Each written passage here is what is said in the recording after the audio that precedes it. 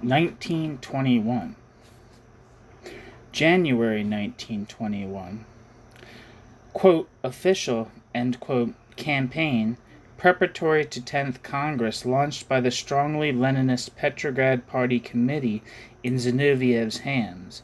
Even before the Congress, many administrative measures were taken to ensure the defeat of the opposition. So irregular were some of these that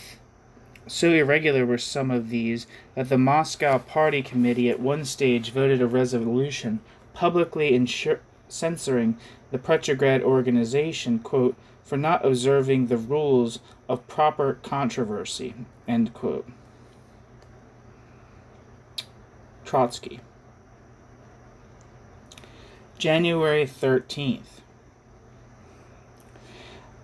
Moscow Party Committee denounced, quote, tendency of the Petrograd organization to make itself a special center for the preparation of party congresses, end quote. The Leninists were using the Petrograd organization as a base from which to apply pressure to the rest of the party. Moscow Committee urged Central Committee, quote, to ensure the equitable distribution of materials and speakers so that all points of view shall be represented, end quote. This recommendation was to be flagrantly violated. At the Congress, Kollontai stated that the circulation of her pamphlet had been deliberately impeded. January 14th, 1921. Publication of the Platform of the Ten. Artem, Kalinin, Kamenev, Lenin, Luzovsky, Petrovsky, Rudzutak, Stalin, Tomsky, and Zinoviev. This document gave a more finished form to Lenin's theses for the Congress. January 16th. Pravda publishes the Bukharin Platform, described by Lenin as the, quote, acme of ideological disintegration, end quote. January 21st. In an article in Pravda on the party crisis, Lenin writes, quote, now we add to our platform the following. We must combat the ideological confusion of those unsound elements of the opposition who go to the lengths of repudiating all, quote, militarization of economy, end quote, of repudiating not only the, quote, method of appointing, end quote, which has been the prevailing method up to now, but all appointments. In the last analysis, this means repudiating the leading role of the party in relation to the non-party masses. We must combat the syndicalist deviation which will kill the party if it is not completely cured of it. End quote, Lenin. A little later, Lenin was to write that, quote, the syndicalist deviation leads to the fall of the dictatorship of the proletariat, end quote. In other words, working class power, quote, the dictatorship of the proletariat, in other words, working class power, quote, the dictatorship of the proletariat, end quote, is impossible if there are militants in the party who think the working class should exert more power in production, quote, the syndicalist deviation, end quote. Footnote. Lenin here poses quite clearly the question, quote, power of the party, end quote, or, quote, power of the class, end quote. Lenin unambiguously opts for the former, the power of the party, no doubt rationalizing his choice by equating the two. But he goes even further. He not only equates, quote, workers' power, end quote, with the rule of the party, he equates, quote, workers' power, end quote, with the acceptance of the ideas of the party leaders. End footnote. January 24th, 1921. Meeting of the Communist fraction during Second Congress of the Miners' Union. Kiselev, a miner, put the case for the workers' opposition, which got 62 votes as against 137 for the Leninist platform and 8 for Trotsky's. January 25th, 1921. Pravda publishes the workers' opposition's theses on the trade unions. Alexandra Kollontai publishes The Workers' Opposition, which develops the same ideas at a more theoretical level. For all the political storm unleashed by the workers' opposition, there is little reliable documentation about this tendency. What information there is comes mainly from Leninist sources. The virulence of the attacks against the workers' opposition suggests it enjoyed considerable support among rank-and-file factory workers, and that this caused the party leadership serious alarm. Shliapnikov, the first commissar of labor, Lutavinov, and Medvedev, the leaders of the metalworkers, were its most prominent spokesmen. Quote, geographically, it seems to have been concentrated in the southeastern parts of European Russia, the Donetsk Basin, the Don and Kuban regions, and the Samara province on the Volga. In Samara, the workers' opposition was actually in control of the party organization in 1921. Before the party shake-up in the Ukraine, in late 1920, the oppositionists had won a sympathetic majority in the republic as a whole. Other points of strength were in the Moscow province, where the workers' opposition polled about a quarter of the party votes, and in the metalworkers' union throughout the country. End quote. R.V. Daniels, in The Conscience of the Revolution. When Tomsky was to abandon the trade unionists and rejoin Lenin's camp later in 1921, he was to, quote, explain, end quote, the appeal of the workers' opposition in terms of the metal workers' ideology of industrialism and syndicalism. It should be remembered that these same metal workers had formed the backbone of the factory committees in 1917. February 1921.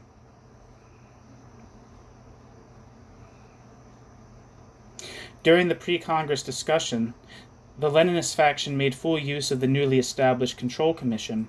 They ensured the resignation of both Preobrazhensky and Dzerzhinsky, judged unduly, quote, soft, end quote, in relation to the workers' opposition and to the Trotskyists respectively, and their replacement by hardened apparatchiks such as Soltz, who proceeded to berate the divided party leadership for its weakness in curtailing the, quote, ultra-left, end quote.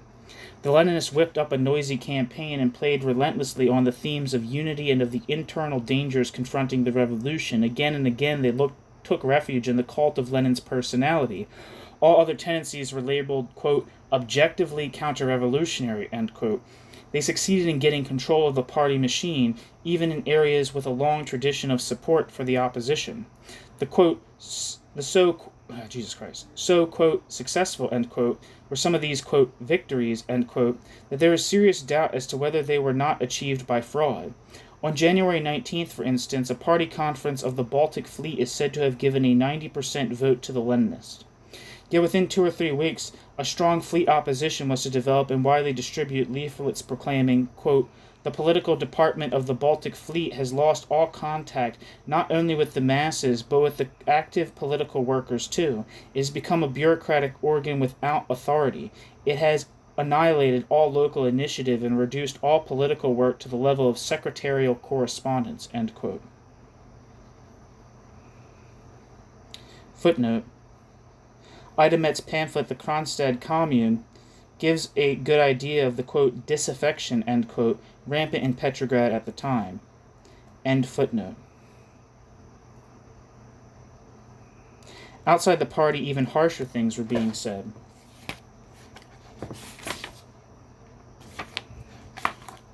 March 2nd to 17th, 1921, the Kronstadt Rebellion. The key event which had a profound effect on the Congress which opened a few days later has been analyzed in detail elsewhere. Footnote. For useful documentation, see Ida Met, The Kronstadt Commune, Solidarity Pamphlet 27, and Victor Serge, Kronstadt 1921, Solidarity Pamphlet, reprinted from Solidarity 1, Volume 1, Issue 7, 1961. End of footnote. March 8th to 16th, 10th Party Congress. This was to prove one of the most dramatic assemblies in the whole history of Bolshevism, but in a sense the arguments used and battles fought out there were only a distorted reflection of the much deeper crisis in the country as a whole. Strikes had broken out in the Petrograd area towards the end of February, and Kronstadt was up in arms. Both were but the visible portion of a much larger iceberg of submerged discontent and disaffection. From beginning to end, the apparatus was in full control of the Congress, an atmosphere of near hysteria, such as had not been seen before at Bolshevik gatherings, pervaded the proceedings. It was now essential for the party leadership to suppress the opposition, which, whether it knew it or not, and whether it wanted to do so or not, was making itself the mouthpiece of all these frustrated aspirations. It was above all necessary to expunge the image of Kronstadt as a movement which defended the principles of the October Revolution against the Communists. The idea of the, quote, Third Revolution, end quote, which is exactly what the Kronstadters were proclaiming. Quote, "We fight," end quote, the rebels proclaimed, quote, "for the genuine power of the working people, while the bloody Trotsky and the glutted Zinoviev and their band of adherents fight for the power of the party," end quote. Quote, "Kronstadt has raised for the first time the banner of the uprising of the Third Revolution of the toilers. The autocracy has fallen. The Constituent Assembly has been dispatched to the region of the damned. Now the commissariocracy is crumbling," end quote. At the Congress, Trotsky rounded on the workers' opposition. Quote, "They have come out with dangerous slogans. They have made a fetish of democratic principles. They have placed the workers' right to elect representatives above the party, as if the party were not entitled to assert its dictatorship, even if that dictatorship temporarily clashes with the passing moods of the workers' democracy," end quote. Trotsky spoke of the, quote, "revolutionary historical birthright of the party," end quote. Quote, "The party is obliged to maintain its dictatorship regardless of temporary vacillations even in the working class. The dictatorship does not base itself at every given moment on the formal principle of a workers' democracy," end quote. The physical attacks on Kronstadt, in which over 200 delegates to the Congress participated, was accompanied by a massive verbal onslaught against the workers' opposition and similar tendencies. Although leading members of the opposition were to fight against the Kronstadters because they still retained illusions about the, quote, historical role of the party, end quote, and because they were still trapped in old organizational loyalties, Lenin and the party leaders were fully aware of the deep affinities between the two movements. Quote, "Both attacked his leadership for having violated the spirit of the revolution, for having sacrificed democratic and egalitarian ideals on the altar of expediency, and for inclining to bureaucratic concern with power for its own sake," end quote. R.V. Daniels. In relation to real issues, their demands also overlapped in a number of areas. The Kronstadters, among whom were many dissident party members, had proclaimed that the, quote, "Soviet Socialist Republic can only be strong when its administration belongs to the toiling classes, represented by renovated trade unions. Thanks to the policy of the ruling party, the trade unions have had absolutely no opportunity to be purely class organizations," end quote.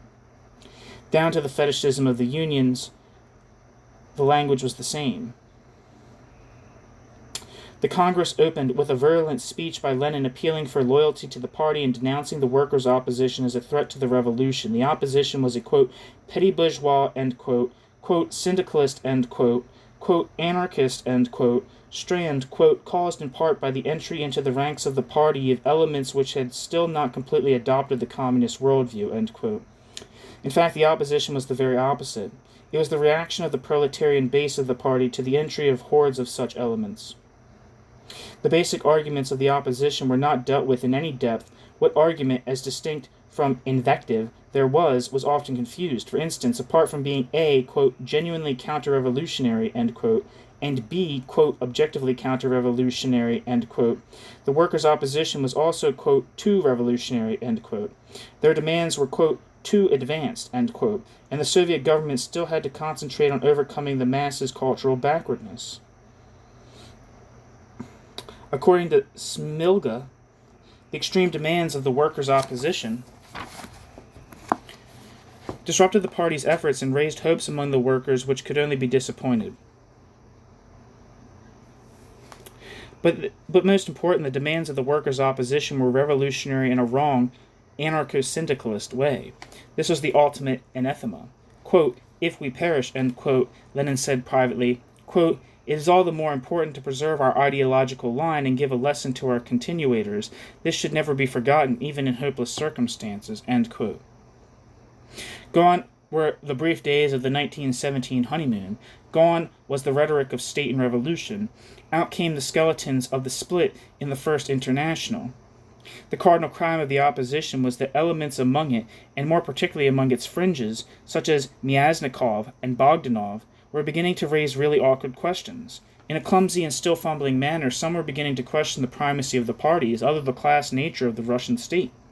As long as criticisms dealt with the, quote, bureaucratic deformations or distortions, end quote, of this or that institution, or even in the party itself, the party could cope. It had, in fact, become quite practiced in that manner. But to raise doubts about these other absolutely basic matters could not be tolerated. The threat was serious, even if at the moment only implicit in the opposition's thinking. Ignatov's theses had warned of the likely effects of the, quote, mass entry into the ranks of our party of people from bourgeois and petty bourgeois strata, end quote, combined with, quote, the heavy losses sustained by the proletariat during the Civil War, end quote. But one thing led to another. Shortly after the Congress, Bogdanov and the Workers' Truth Group were to claim that the revolution had ended in a, quote, complete defeat for the working class, end quote. They were to charge that, quote, the bureaucracy, along with the NEP men, had become a new bourgeoisie, depending on the exploitation of the workers and taking advantage of their disorganization. With the trade unions in the hands of the bureaucracy, the workers were more helpless than ever. The Communist Party, after becoming the ruling party, the party of the organizers and leaders of the state apparatus and of the capitalist-based economic life, had irrevocably lost its tie in community with the proletariat. End quote. Karev, on the Workers' Truth Group. This kind of thinking threatened the very basis of the Bolshevik regime and had ruthlessly to be expunged from the minds of working people. Quote, Marxism teaches us, end quote, Lenin said, quote, that only the political party of the working class, i.e. the Communist Party, is in a position to unite, educate, organize, and direct all sides of the proletarian movement, and hence all the working masses. Without this, the dictatorship of the proletariat is meaningless, end quote. Quote, Marxism, end quote, of course taught other things too. It emphasized that the, quote, emancipation of the working class was the task of the working class itself, end quote. Where am I? And that, quote, the communists do not form a separate party opposed to other working class parties, end quote. What Lenin was now preaching was not in fact, quote, Marxism, end quote, but the crude Leninism of what is to be done, written in 1902, the Leninism which had asserted that the working class left to its own devices could only develop a trade union consciousness and would have to have political consciousness injected into it from the outside, by those, quote, vehicles of science, end quote, the petty bourgeois intelligentsia. In the minds of the Bolsheviks, the party embodied the historical interests of the class, whether the class understood it or not, and whether the class wanted it or not. Given these premises, any challenge to the hegemony of the party, whether in action or only in thought, was tantamount to, quote, treason, end quote, to the revolution, to a rape of history. Sorry I'm talking so fast, but I'm kind of in the zone right now. Quote, unity, end quote, was the all-pervasive theme of the Congress. Given the threat from without, and the, quote, threat, end quote, from within, it didn't prove very hard for the leadership to get draconian measures accepted. These are still further to restrict the rights of party members. Factional rights were abolished. Quote, the Congress prescribes the rapid dispersal of all groups without exception, which have formed themselves on one platform or another. Failure to execute this decision of the Congress will lead to immediate and unconditional expulsion from the party. End quote. That's from the resolution on the unity of the party at the 10th Party Congress.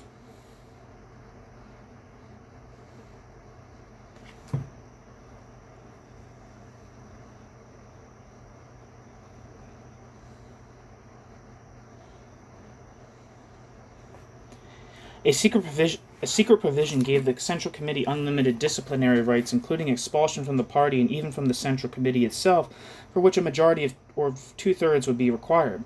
These measures, an organizational turning point in the history of Bolshevism, were overwhelmingly endorsed, but not without certain misgivings. Karl Radek stated, quote, mediocrities were being installed at all levels. Quote, the organizational shifts of 1921 were a decisive victory for Lenin, the Leninists and the Leninist philosophy of party life, end quote. The party, having willed the end, was now willing the means. Epilogue. Yeah, I should probably make the epilogue a separate video. Shit, man.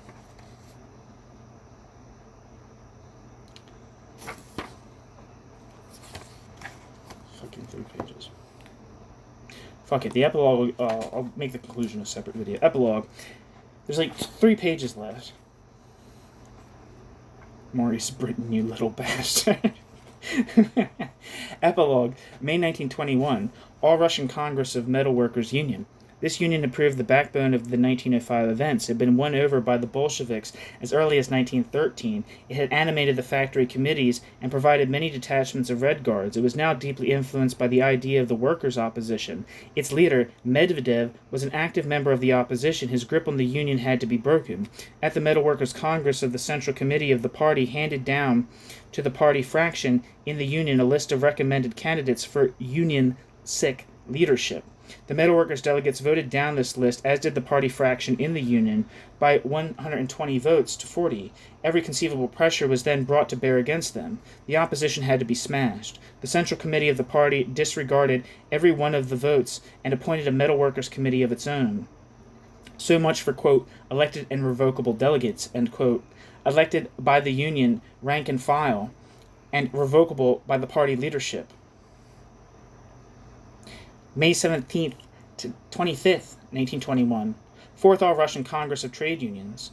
This was to discuss the role of trade unions in the new privately owned sector sanctioned by the new economic policy. Tomsky, as president of the All-Russian Central Council of Trade Unions, was entrusted by the Central Committee of the party with the preparation of the appropriate, quote, theses, end quote, and with getting them accepted first by the party fraction and later by the Congress as a whole. All went smoothly until, by 1,500 votes to 30, the Congress also accepted an inoffensive-looking motion proposed by Ryazanov on behalf of the party fraction, which was to precipitate a major scandal. The key section of the resolution stated, quote, the leading personnel of the trade union movement must be chosen under the general guidance of the party, but the party must make a special effort to allow normal methods of proletarian democracy, particularly in the trade unions, where the choice of leaders should be left to the trade unionists themselves, end quote. Ryazanov, 11th Party Congress. The Central Committee was furious. It came down on the Congress like a ton of bricks. Tomsky, who had not even supported the Maverick resolution, had his credentials as representative of the Central Committee to the Congress immediately withdrawn. Tomsky was replaced in this position by such noted trade unionists as Lenin, Stalin, and Bukharin, whose task it was to curb the fractious fraction. Ryazanov was barred from ever engaging in trade union work again. A special commission headed by Stalin was set up to, quote, investigate Tomsky's behavior, end quote. Its investigation completed, it decided to reprimand him severely for his, quote, criminal negligence, end quote, in allowing the Congress to express its own wishes. Tomsky was relieved of all his functions on the All-Russian Central Council of Trade Unions. As for the party fraction, it was, quote, talked into, end quote, reversing its decision of the day before. There is no record of how the hundreds of others fared who had supported the resolution, but who cared? In 1917, it had been proclaimed that, quote, every cook should learn to govern the state, end quote. By 1921, the state was clearly powerful enough to govern every cook.